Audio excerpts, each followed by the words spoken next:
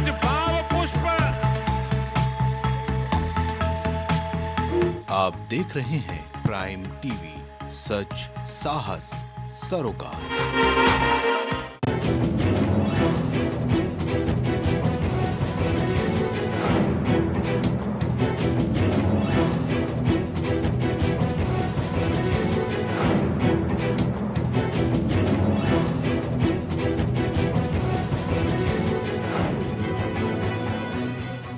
लहरों से डरकर नौका पार नहीं होती, कोशिश करने वालों की हार नहीं होती।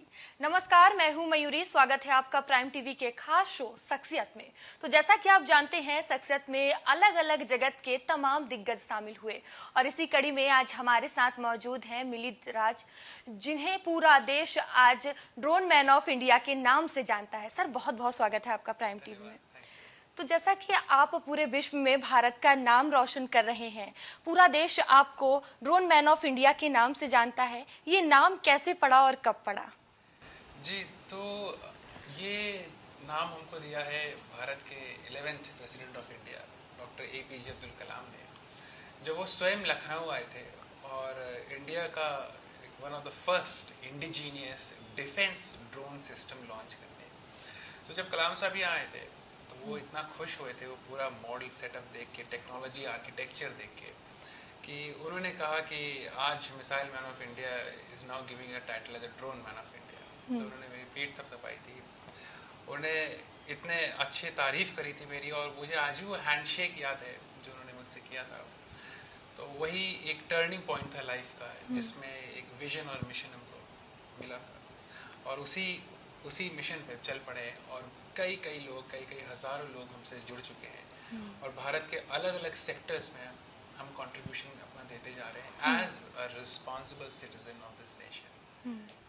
आप ड्रोन साइंटिस्ट हैं, इसकी शुरुआत कैसे हुई? ये मेरा बचपन से ही एक पैशन था, जिसको कह सकते हैं, एक ड्रीम थी कि कुछ करेंगे तो अपने देश के लिए करेंगे, और अपने ही इस देश, इसी भारत के लिए कुछ एक ऐसी टेक्नोलॉजी डेवलप करेंगे, कुछ ऐसा काम करेंगे, क्योंकि इंसान की ज़िंदगी मिली है तो कुछ बड़ा करके ही जाएंगे। तो ये मुझे आर्मी बहुत प्रभावित करती थी। तो मुझे लगता था कि आर्मी के लिए कुछ टेक्नोलॉजी चीज़ आनी चाहिए, कुछ नया इनोवेशन करना चाहिए, सिविल डिफेंस इंजीनियरिंग में कुछ करना चाहिए। तो शुरू से ही था, बचपन से ही चीज़ थी। तो करते करते फिर मेरा कुछ इंक्लिनेशन कहिए, या कहिए कि स्ट्रेंथ ड्रोन सेक्टर में मेरी ज़्यादा बेटर होती गई, और मुझे इसके स्कोप इतने ज़्यादा दिखने लगे। फिर वो एग्रीकल्चर ड्रोन हो, चाहे वो मेडिकल ड्रोन हो, चाहे वो डिफेंस ड्रोन्स हो, चाहे वो आपके मॉनिटरिंग हो। अब तो खैर ड्रोन से हम लोग खाना भी डिलीवर करने लगे हैं, फूड डिलीवरी होने लगी है ड्रोन से, या बॉर्डर सिक्योरिटी हो। तो इतनी सारी चीज़ें, एजुकेशन में एक मॉडल है जिसमें बच्चे सीखते हैं और एक नए फ्यूचर में, भविष्य में कंट्रीब्यूशन दे रहे हैं, एक इंडस्ट्री बनती जा रही है। तो मुझे लगता था कि ड्रोन सेक्टर से भारत में बहुत बड़ा कंट्रीब्यूशन किया जा सकता है। तो इसीलिए मुझे इस ड्रोन सेक्टर में ही एक मैंने इंक्लिनेशन रखा, और टेक्नोलॉजी मॉडल। तो ऐसे आपने क्या चीज़ देखी, क्या चीज़ आपको प्रेरित की कि ड्रोन को लेकर ही काम करना है? यूँ कह सकते हैं कि जो चीज़ चैलेंजिंग होती है वो मुझे बहुत अच्छी लगती है, और ड्रोन ग्रेविटी को चैलेंज करता है। So it's defies the laws of gravity, तो मुझे वो चीज़ और अच्छी लगती है। तो इसीलिए मुझे शुरू से ये था, और मैंने इसी चीज़ को पिक किया था। हर इंसान का एक सपना होता है, उसे पूरा करने की लगन होती है। आपका क्या सपना? मेरा सपना जो है वो अभी भी पूरा नहीं हुआ है, और मेरा सपना जिंदगी की हकीकत के आईने के सामने खड़ा हुआ है। और कोई ऐसा सपना नहीं है कि मैं चांद सितारे तोड़ लाऊं या चीज़ें करूं, जो प्रैक्टिकली पॉसिबल नहीं है। मेरा सपना ये है कि मैं एक बेटर डिफरेंस बनाना चाहता हूँ। किस में? अपनी पॉकेट में नहीं, दूसरों के दिलों में, दूसरों की जिंदगियों में।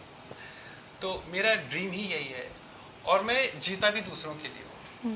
मैं अपने देश के लिए जीता हूँ, मैं अपने देशवासियों के लिए जीता हूँ। और चाहे आप अगर आप चैप्टर्स पीछे पलटिए हमारी लाइफ के, तो बहुत सारे ऐसे इंसिडेंट्स हैं जहाँ पे एक जिम्मेदार नागरिक हेतु मैंने अपना कर्तव्य निभाया था। चाहे वो एक बिल्डिंग गिरने का इंसिडेंट हो लखनऊ में 24 जनवरी 2023 का, या चाहे day to day problem statements होती हैं, चीज़ें होती हैं, सिर्फ अपने स्टेट में नहीं, बाहर भी। इवन अरुणाचल प्रदेश में हम एक बहुत बड़ा मिशन कर रहे हैं, जिसमें हम वहाँ के लोगों को, वहाँ के सिटीजन्स को एक बेनिफिट दे रहे हैं, ताकि वो एक जो पुराने डिस्प्यूट्स चल रहे हैं हमारे क्रॉस नेशंस, उनको हम लोग सॉल्व कर सकें।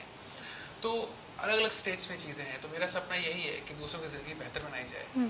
और मेरे साथ बहुत सारे ऐसे लोग जुड़े हैं जो झुग्गी झोपड़ियों के जो होते हैं, जो कि यहाँ पे आते हैं और जैसे इनको लेबर्स बोलते हैं। मैंने बहुत सारे कई सैकड़ों संख्या में लोग हैं जो जुड़ चुके हैं, जो जिनकी लाइफ बदल रही है थ्रू एजुकेशन। जो चीज़ मैंने सीखी है मैं उनको इम्पार्ट कर दे रहा हूँ।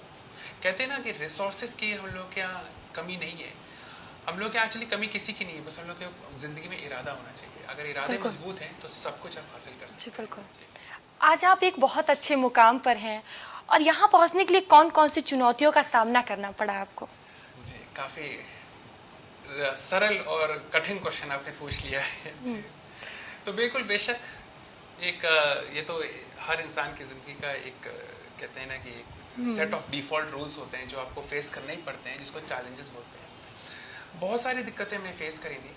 दिक्कतें एक्चुअली हम कोई बहुत ही वेल फ्लरिश्ड उससे फैमिली से बिलोंग नहीं करते थे कि जिसमें आप कहते हैं ना born with a silver spoon. तो जहाँ पे आपको ज़मीन से उठना होता है ना, आपको ज़मीन से ही उठना होता है और चीज़ें आप इतना मजबूत बनाते हैं किसके लिए, दूसरों की ज़िंदगियों के लिए, कि वो एक चैलेंजिंग रास्ता होता है। उसमें हर तरह के हर्डल्स आते हैं, जैसे कि आपको कन्विंस करना पड़ता है। उस टाइम पे मुझे याद है जब मैंने टेक्नोलॉजी सेक्टर में स्टेप लिया था, तो लोग पहले हमसे यही पूछते थे कि इसका फायदा ड्रोन से क्या होगा। ये तो ड्रोन तो कोई जानता भी नहीं था, मतलब जब कलाम साहब यहाँ पे लॉन्च कर गए थे तब ड्रोन एक बहुत रेयर, आज भी रेयर है, इतना ज़्यादा नहीं अभी भी हर जगह, बट तब तो एकदम एलियन टाइप की चीज़ थी। तो कहते थे इससे क्या फ़ायदा होगा, ड्रोन टेक्नोलॉजी तो एकदम यूजलेस है। मैं कहता था नहीं, कन्विंस करना पड़ता था। मैं कहता था खेती में ड्रोन काम आएगा एक दिन, कहते थे खेती में ड्रोन तो लग ही नहीं सकता। आज देखिए एग्रीकल्चर सेक्टर में ड्रोन। तो कभी आपको डर नहीं लगा कि जो चीज़ हम कर रहे हैं जिसको लोग नहीं जानते, जैसा अभी आपने कहा कि एलियन जैसा लगता था, कभी इसको लेकर डर नहीं लगा कि उस चीज़ को हम करने जा रहे हैं? नहीं, देखिए डर बिल्कुल सही, डर मुझे कभी नहीं लगा, क्योंकि मैंने जो कहते नहीं कि लोगों की ओपिनियंस के रिजेक्शंस देखे हैं, उन्होंने कह दिया नहीं, मैंने कहीं चीज़ को पुटअप किया, उन्होंने कहा नहीं ये हम नहीं कर सकते बिकॉज ये पॉइंटलेस चीज़ है। तो मैंने हारना सीखा है बट हार मानना नहीं सीखा। तो हार तो कभी मानी नहीं, और जब हार नहीं मानी तो फिर हम चलते चले गए। हाँ, हारना सीख लिया। और कहते हैं ना accepting failure is an art and not everybody is an artist, so I want to be that artist. हर इंसान का एक प्रेरणा स्रोत होता है, आपका कौन है और क्यों है? जी, हम अगर अपनी बात करें तो मेरा सोर्स ऑफ इंस्पिरेशन डेफिनेटली हमारे पेरेंट्स हैं, और हमारे source of inspiration Abdul Kalam sir है। हमारे सोर्स ऑफ इंस्पिरेशन हमारे 14th president of India Shri Ramnath Kovind ji हैं। हमारे जितने भी इवन जो वर्ल्ड लीडर्स हैं, जो हमारे इवन प्राइम मिनिस्टर सर हैं, ये भी हमारे सोर्स ऑफ इंस्पिरेशन है, क्योंकि किस तरह से चीज़ों को वो बेटरमेंट के लिए चीज़ें करते जा रहे हैं। तो कलाम साहब से मैंने साइंस सीखी और बहुत सारी चीज़ें सीखी। तो मेरे जो प्राइम सोर्स हैं ऑफ कोर्स डॉक्टर कलाम ने बहुत बड़ा चीज़ मुझे कंट्रीब्यूट किया है लाइफ में। आज आप पूरे विश्व में भारत का नाम रोशन कर रहे हैं, आपको तमाम बड़ी बाहर की कंपनियों से ऑफर्स आए, लेकिन आप भारत में रहकर ही काम कर रहे हैं, इसका क्या उद्देश्य है? जी बिल्कुल, तो ये भी एक बहुत अच्छा सवाल आपने पूछा। ऑफर्स की अगर बात करें तो बिल्कुल सच है कि स्पेशली यूरोप से और यूएस से ऐसे मुझे ऑफर्स मिलते हैं जॉब के कि इतने ल्यूक्रेटिव होते हैं, मतलब इतने अट्रैक्टिव होते हैं कि किसी को भी आप पूछे तो वो कहेंगे कि ये तो बेवकूफ़ी करती छोड़ के, है ना, इतना अच्छा पैकेज छोड़ दिया, इसके लिए तो पूरी लोग ज़िंदगी पढ़ते रहते हैं, सब करते रहते हैं। पर कहीं ना कहीं एक कहते हैं ना कि आपको निभाना पड़ता है। अगर हम आज फॉरेन में होते तो क्या वो जो बिल्डिंग गिरी थी एलाया अपार्टमेंट, क्या उसमें हम अपना सहयोग दे पाते? नहीं। हम भी घर बैठ के या उस देश में बैठ के एक ट्वीट कर देते हैं कि कंडोलेंसेस फॉर द फैमिली और ये वो करके, और फिर नया दिन शुरू हो जाता है। अगर हम बाहर होते तो क्या हम अपने सिविल डिफेंस इंजीनियरिंग में कंट्रीब्यूट कर पाते? नहीं कर पाते। क्या हम अपनी सेना के लिए नए नए आइडियाज़ एंड रोबोट्स जनरेट कर पाते? नहीं कर पाते। इतने सारे स्लम्स के बच्चे जुड़े हैं जो कि अब स्कूल जाना शुरू कर दिया है, एक नए विजन, एक सपनों के साथ आगे बढ़ रहे हैं। क्या ये हो पाता? नहीं होता। तो ये चीज़ मैंने 1-2 की ज़िंदगी नहीं बदली, ये 1-2 कम से कम 200 की बदल रहे हैं, और वो 200 2000 की बदलेंगे, वो 2000 20,000 की बदलेंगे, और ये पूरा एक साइकिल चलेगा, एक इकोसिस्टम चलेगा।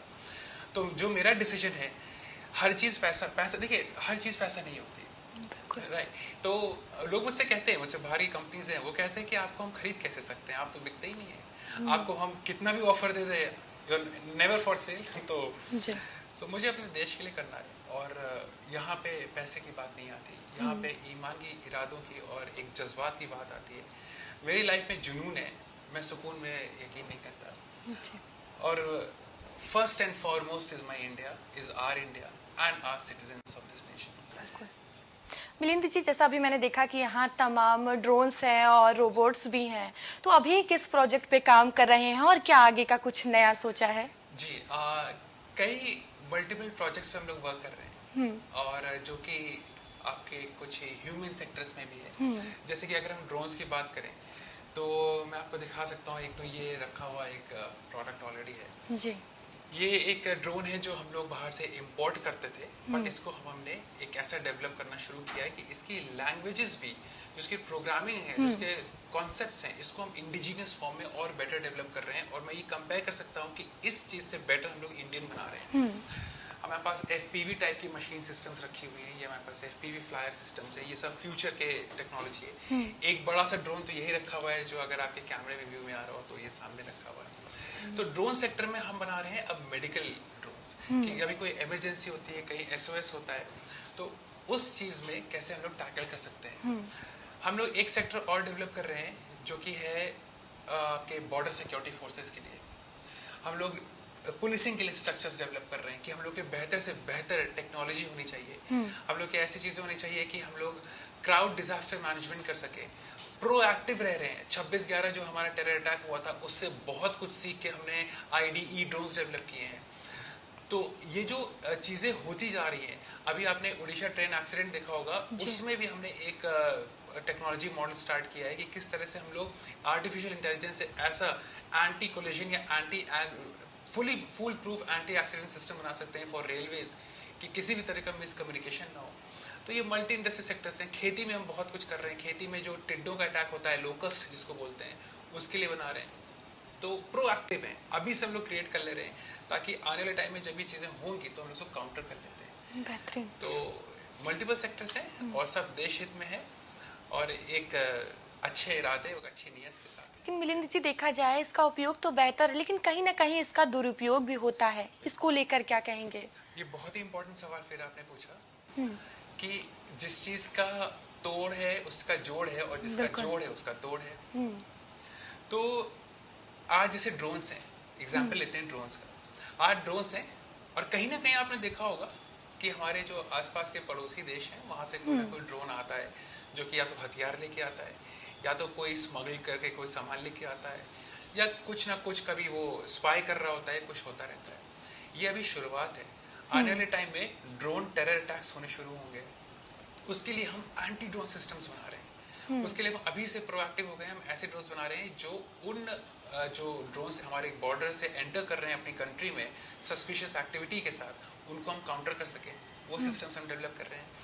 तो आने वाला जो टेररिज्म होगा वो डिजिटल टेररिज्म होगा, क्योंकि एक टाइम भारत में देखिए आने वाला है जहाँ पे देखिए भारत बहुत तेजी से ग्रो कर रहा है। बिल्कुल। और ये बात कोई डिनाइल फैक्ट नहीं है, ये बात एकदम सच है कि ये ग्रोथ देख के बाकी देश बहुत खुश नहीं महसूस करते हैं। चाहे हमारा चंद्रयान 3 प्रोजेक्ट क्यों ना हो, हम लोगों ने नासा से 15 गुना कम बजट में कितना अच्छा मून प्रोजेक्ट, स्पेस प्रोजेक्ट हम लोगों ने लॉन्च कर दिया, वो भी साउथ पे, the south of the moon.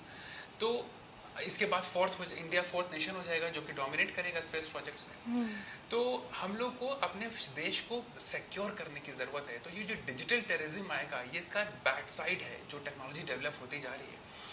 तो आप अभी से हम लोग प्रोएक्टिव हो गए, जैसे कि एंटी ड्रोन सिस्टम्स बनाए, साइबर सिक्योरिटी में बहुत स्ट्रांगली हम लोग काम कर रहे हैं, है ना। तो ये एक इकोसिस्टम है जो हम लोग डेवलप करते जा रहे हैं। काफी अच्छा सवाल आपने पूछा, क्योंकि ये चीज जरूरी होती है ध्यान रखना। मिलिंद जी, लगातार आप ड्रोन्स को लेकर काम कर रहे हैं, अपनी लाइफ का कोई बेहतरीन किस्सा जो प्राइम टीवी के जरिए आप साझा करना चाहें? जी बिल्कुल, ये किस्सा ड्रोन के रिलेटेड नहीं है, बट ये किस्सा मेरे स्कूल लाइफ के रिलेटेड है। जी। मेरा पहला मैं काफी पर्सनल चीज शेयर कर रहा हूँ आपसे। मेरा पहला सस्पेंशन क्लास 2 में हुआ था। और क्लास 2 का बच्चा सस्पेंड क्यों हो सकता है, लोग ये पूछते हैं कि ऐसा क्या गुनाह कर दिया उस बच्चे ने जो सस्पेंड कर दिया। तो हुआ ये था कि मैं जब क्लास 2 में था, तो मैंने एक शार्पनर बनाया था, कटर। मुझे लगता था कि ये कटर जो होता है ना पेंसिल छीलने वाला, इसमें भी कुछ इनोवेशन होना चाहिए, तो मैंने इलेक्ट्रिक कटर बना दिया था, उसमें मोटर लगाई। अब मैं छोटा था तो मुझे इतना नहीं पता था कि वो बैटरी से चलती चीज को आप पावर सॉकेट में नहीं लगा सकते हैं। क्लास 2 आप क्या एक्सपेक्ट करते हैं, बट खुराफाती दिमाग था तो मैंने लेके गए। अच्छा, मैं लोनर टाइप का था, मेरे ज्यादा कोई दोस्त नहीं थे, कुछ नहीं, तो मैं अपने में इनोवेटिव माइंड रहता था। तो जब ब्रेक हुआ स्कूल का तो मैंने वही कटर लिया और उसको अब ध्यान दिया नहीं कि ये तो बैटरी चलाते थे घर पे, यहाँ पे इलेक्ट्रिसिटी है, और मैंने उसको इलेक्ट्रिक लाइन में लगा दिया। पहले स्विचेस जो आते थे वो मॉड्यूलर नहीं होते थे, वो सेरेमिक के होते थे, काले काले बड़े बड़े। और जैसे हमने उसको प्लग किया एक धमाका हुआ, नेचुरली हो गई और उसके बाद स्कूल की पूरी लाइट चली गई, पूरे स्कूल की, और सब इधर अफरा तफरी मच गई, सब दौड़ने भागने लगे, ये क्या हुआ। और तब MCBs नहीं होते थे, तो फ्यूज होते थे सेरेमिक के, अभी भी होते हैं। तो उसके बाद उसी मेरे क्लास 2A था, वहाँ से धुआं निकल रहा था बाहर, तो फिर लोग आए, इलेक्ट्रिशियन आया, कहा इन्होंने ये कर दिया, ये क्या कर दिया। तो कटर को देखने सब लोग ऐसे देख रहे थे जैसे कोई वो जो मूवी नहीं थी कोई मिल गया का, जो एलियन आ गया था, तो जैसे उसको लोग देख रहे थे तो वैसे उस कटर को देख रहे थे। तो करते करते खैर हो गया, जो रूल्स होते हैं। मिलिंद जी, आप ड्रोन्स को लेकर बच्चों को भी एजुकेट कर रहे हैं, उनका कैसा इंटरेस्ट देखते हैं ड्रोन को लेकर? मुझे लगता है कि बच्चे एक ऐसी शक्ति हैं जो इस भविष्य का, जो इस भारत का भविष्य बनाती है। और इस भविष्य में सबसे बड़ा जो रोल प्ले कर रहा है, जो एलिमेंट है, वो ये बच्चे ही हैं। आजकल आपने देखा होगा बहुत माँ बाप की शिकायत होती है कि उनका 5 साल का 10 साल का बच्चा है, वो मोबाइल फोन पे रहता है ना, वो पूरे टाइम बस मतलब कंप्यूटर भी नहीं रहता, वो सिर्फ फोन पे रहता है, और फोन पे ज्यादातर वो यूट्यूब देखता है, या तो आजकल के छोटे बच्चे भी इंस्टाग्राम, इन सब प्लेटफॉर्म्स पे रील्स देखते हैं। तो इसलिए मैं इन बच्चों को इस डिजिटल डिस्ट्रैक्शन से हटा के एक नेगेटिव साइड से, एक डिस्ट्रक्टिव साइड से कंस्ट्रक्टिव साइड पे लाना चाहता हूँ। तो बच्चों को मैंने ऐसा होता है कि अगर उनका राइट मेंटोर है, उनका राइट टीचर है, और वो राइट माहौल में रह रहे हैं, तो वो उससे कहीं ज्यादा बेटर परफॉर्म करेंगे। मेरे पास हर तरह के बच्चे एसोसिएटेड हैं, जो एक वेल फ्लरिश्ड घर से भी आते हैं, और उस तरह के बच्चे भी हैं जो शायद कभी उन्होंने जिंदगी में पेन पेंसिल में देखा होगा, और आज वो इतनी अच्छी हैंड राइटिंग लिखते हैं इंग्लिश हिंदी में, क्योंकि उनको सिखाया है। मैंने मिशन बनाया कि 3-3 साल में इन सबकी जिंदगियां बदलेंगी, क्योंकि फिर ये पकड़ लेंगे रास्ता। बिल्कुल मिलिंद जी, जाते जाते प्राइम टीवी के माध्यम से क्या कहना चाहेंगे हमारे दर्शकों को? जी, मैं दर्शकों को यही कहना चाहूँगा, देखिए हम सब युवा हैं, हम सब यूथ हैं, बस हम सिर्फ अपनी सोच से एक अंतर में आते हैं। एज से आदमी यूथ नहीं होता है, उम्र से यूथ नहीं होता है, अपनी सोच से आदमी यूथ होता है।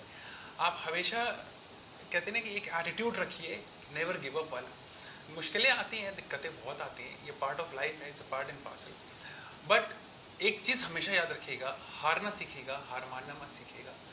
डिक्शनरी में कभी नो वर्ड नहीं होना चाहिए कि मैं ये नहीं कर सकता, ये मेरे डिक्शनरी में है ही नहीं। शायद कोई ऐसी चीज़ ही नहीं है जो मैंने कभी कही कि मैं कर नहीं सकता। क्यों नहीं कर सकते, प्रयास तो कर सकते हैं ना। और जैसे कि अभी आपने शुरुआत में एक बड़ी अच्छी चीज़ कही थी कि लहरों के डर से नौका पार नहीं हो सकती, कोशिश करने वालों की हार नहीं हो सकती। तो हम आपकी वही स्टार्टिंग को अब इस एंड पे लाते हैं। तो प्रयास करते रहिए, कोशिश करते रहिए, सफलता ज़रूर मिलती है। एक दूसरे को कॉपी मत करिए कि सिंस वो ऐसा है, बाहर से बड़ा अच्छा दिख रही है चीज़, तो हम भी वही करियर करेंगे। आजकल हमारे यूथ काफ़ी आउटर सरफेस की चीज़ से अट्रैक्ट हो जाते हैं, और उन जो हर्डल्स को नहीं देख पाते हैं जो एक्चुअली वो फेस कर रहा होता है। तो किसी को कॉपी मत करिए, अपने जुनून को समझिए, अपने आप को पहचानिए। यदि आपको इसमें दिक्कत होती है तो आप हमसे भी बात कर सकते हैं, मैं आपको एक मार्गदर्शन दिखाने में बिल्कुल पूरा सहयोग करूँगा। और there is nothing which is impossible इस दुनिया में, there is nothing which is impossible in this world. और फिर से एक बार मैं कहूँगा कि हारना ज़रूर सीखिएगा, पर हार मानना कभी मत सीखिएगा। जी, तो मिलिंद जी बहुत बहुत धन्यवाद आपका हमसे जुड़ने के लिए। तो शख्सियत में आज मुलाकात हुई मिलिंद राज से। आगे आपसे फिर मिलेंगे एक नई शख्सियत के साथ, तब तक के लिए देखते रहिए प्राइम टीवी। नमस्कार।